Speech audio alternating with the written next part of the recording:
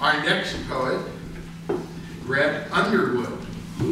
You're Brett.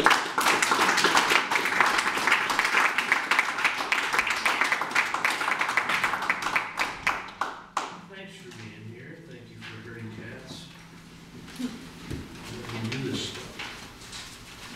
stuff. It's been a long day. It's not your fault.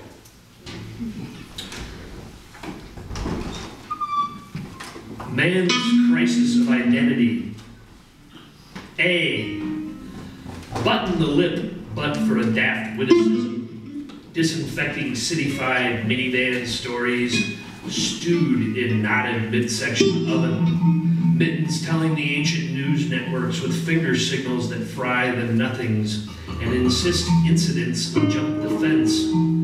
Dense, but the dang boss, trafficker of snores, was gone, dripped off the smile of the money-making pep in the step. Fuck the criticism, splattered jism amidst nomads in their lawn furniture, sin and wetted with snorts from a sweaty bottle of brown glass, flew over a confirmed tiny sister sinner on the facelessness of the worker who poured the gravity of labor, and Santa gave his lumbago to the slells. Yep, slave elves, not to mention tiny sirs and philanthropic yuppies gifting guppies to a shark. B. Social lacing never quite hinders unseen in the hump fields of the nevermind.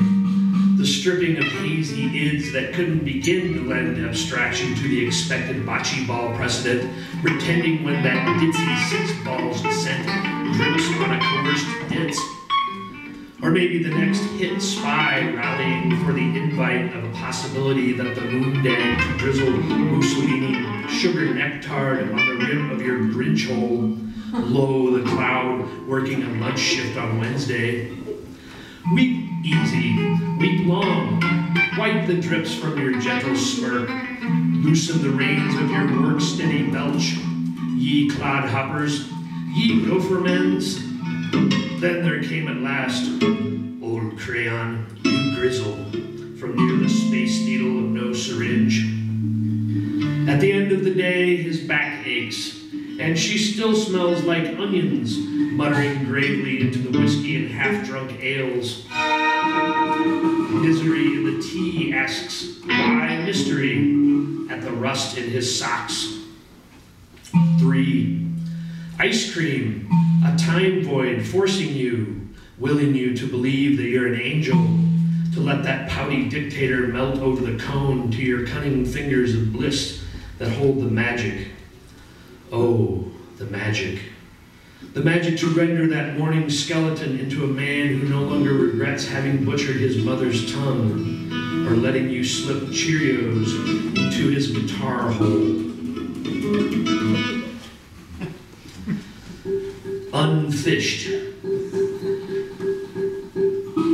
Is it true the hero of Ohio had his way at night, could hold 7 horsehides in his meaty fists, but refused to punch the ladies, and the spun bottle is pointed your way?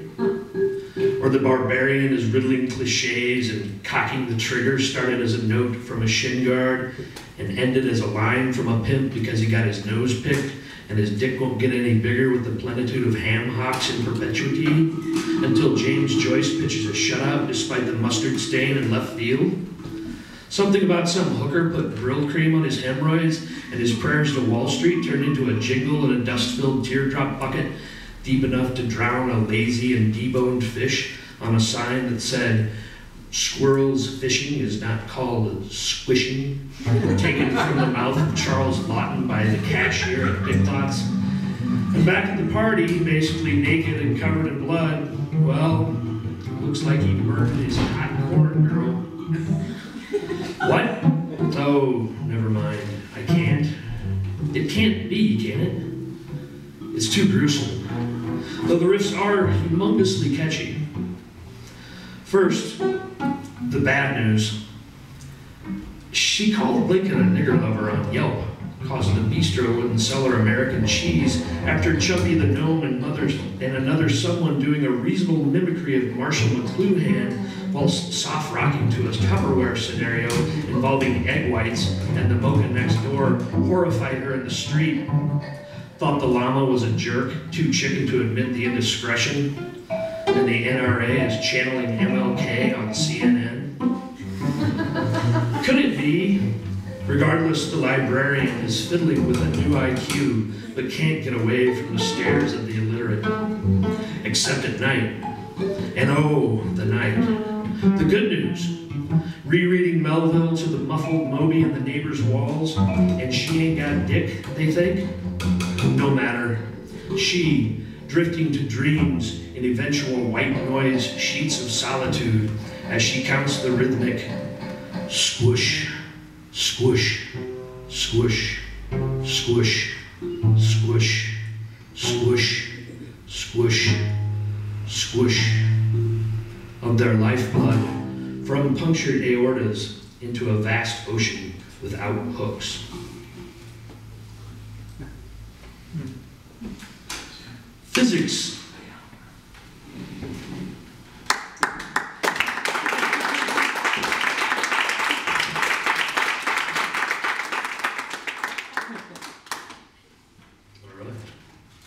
Almost ready. Okay. Tell a joke. Maybe not. There's no trumpet here stuff.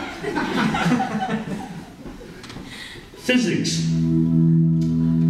If I told you what to imagine, the tomato soup falling face first, croutons splattered from the gunshot, and the benevolent artist could have saved him if he would have just pulled his wick out. Dropped check, smashed nose, Franco's bastard child crying through the night, and the matadors telling rape jokes, rape jokes, rape jokes about that artist who moved his feet wrong, bought his aunt lunch but couldn't save the soup. They don't make Sanford clumsy cunts like that, they say in eclipsed moon speak, and then they drop 6 more mice in the fryer and call it cuisine.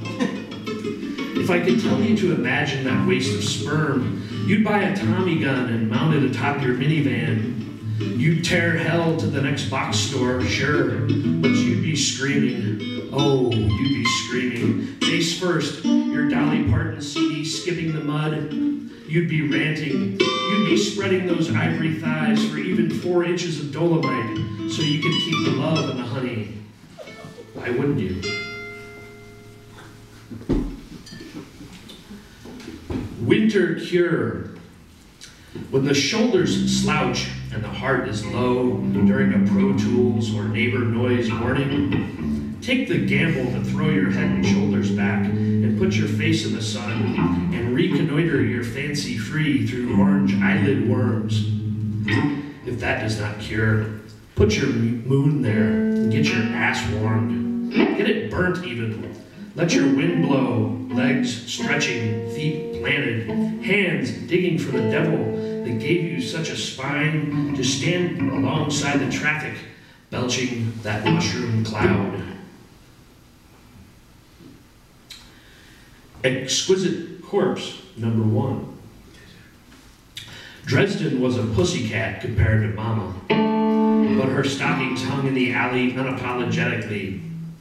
How it happened is unsure, but the tiger lilies sang to him about bread and corn mash when upon the dawn, a brilliant trance equated an equation in a filing box. The bulls, the blood, the cerveza, made for the hiding, made for it. We are hiding and appearing to consume, resume, and why?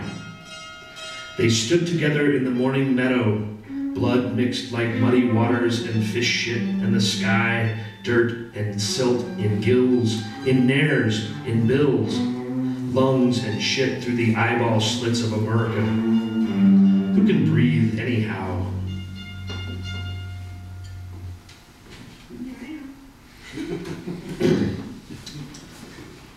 Slick. The bird of paradise knows no fly zone. And there is no potion too potent to the surrealist. Thus profit the hunter and the pusher. Still, Uncle Dave's convinced he's got a shot with the wet nurse and her soapy strokes until she slows the drip. The strap of any purse won't deny the carefree snatcher oblivious to the ubiquitous cams like a forearm shiver or a slapstick banana peel on a day when the plankton are plentiful for the great fish and the finned mammals, while the lefty lays one down the middle to the tater king who whips on the next two dipping junk balls and won't get any action from the starlets and doesn't care. His dreams buried in the depths of the mitt and his shrunken nuts. When the wet blade gives to the swift sickle of the harvester who lost his lumbago in the grace of an efficient arc, the news networks are on picnic. Their 12-point lines carrying the sweet smell of clean sheets and the lilac breezes that yearn to carry the laundress's perspiration to the docks, where the slime of fornicating slipper snails know no laws of friction, just the inevitable death at the bottom of the orgy, and the larger males that take their place as females, sequentially hermaphroditic and not likely to inbreed and weather Old Testament judgment, only to find their post-coital demise, despite shells and iron-deficient waifs, still squeamish about texture, slicker than a finger in the honey. Kleenex. Snotty sheriff, surely you remember the sky as stingy, yet breaking water in a Montreal spoon, sticky wet stool and wasted eggs, revealing some fabulous white hexagonal tile, can't deny cheap poutine. Labor, sore feet, and beer tits over the desperate attempts of hairspray, in spite of this hick dynasty attitude, leave creation to some newspipe breaks in the grass leaves. Meanwhile, a matter in the yuppies' local tortellini, sprinkled with mounting corpses and a need for maggots, when all we got is flies, deep to right to the left of the hobbling Dominican bouncing once on the perfectly manicured dilemma as the peasants dial for fascist pizza rolls, on the homeless to transition from bifocals to safety goggles due to inclement bukkake, if I thought that there was any chance of the turtles overtaking the snails.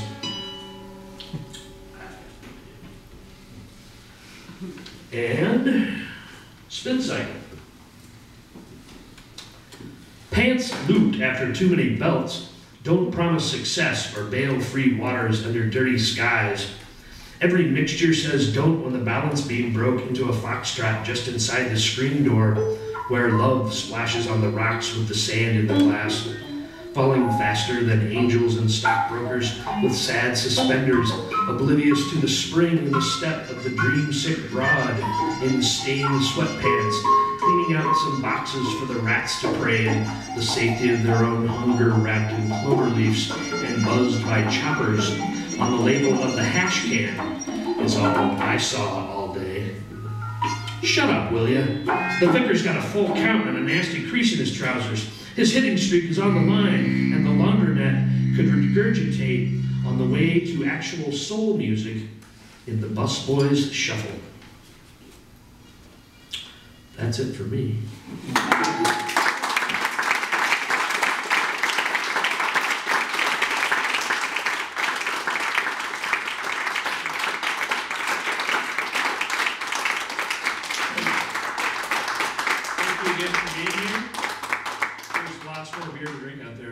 And more poetry from Treasure Shields Redmond. Thanks a lot to Herding Cats and everybody else. Thank you.